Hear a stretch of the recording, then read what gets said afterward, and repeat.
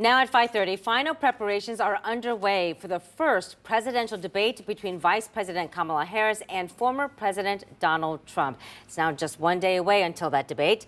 Thanks for staying with us here for 10 TV News at 5:30. I'm Angela Ann. Good to see you. I'm Andrew Kinsey. Both campaigns have agreed to several rules for tomorrow's debate. Both candidates will have 2 minutes to answer questions and 2 minutes for a rebuttal. They'll also be standing the entire time and will not have notes or even props on stage. Their microphones will be muted when it's not their turn to speak. There'll also be no audience in the debate hall.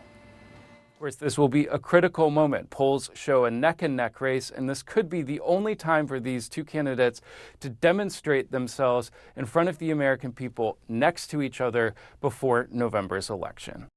Staffers say Harris plans to stick to policy arguments, but will also look to show the differences between her and Trump at every chance. And Trump is expected to continue with his own lines of attacks. Well, both candidates will be looking to shore up their bases and sway undecided voters. 10 TV political reporter Doug Petcas joining us live in studio tonight with how that's shaping up. Doug? Well, Angela, the last debate was historic in that President Biden's shaky performance led to him stepping aside ultimately. This debate is certainly not expected to have that kind of impact on the race for the White House, but experts I talked to today say it's still extremely important, especially in terms of those undecided voters.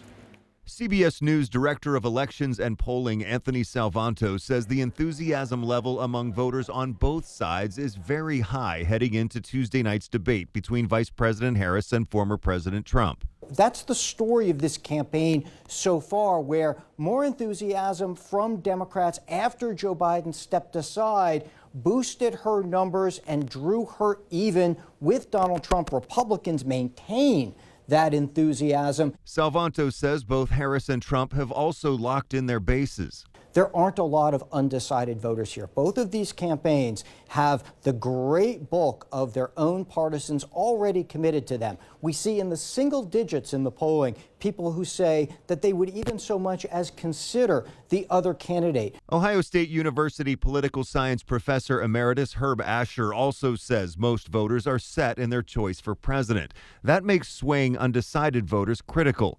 Trump and Harris have the opportunity to do that in this debate. The fact is that nationally, it's a close election.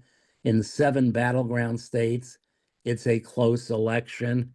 So a little movement can be very consequential for the outcome. Asher also says he expects it to be a pretty even debate. You know, after the Trump-Biden debate, there was no question but that Biden had lost that debate.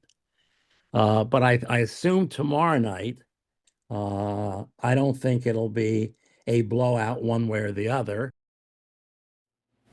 And we'll see tomorrow night. You can watch the debate right here at 9 o'clock tomorrow on 10 TV.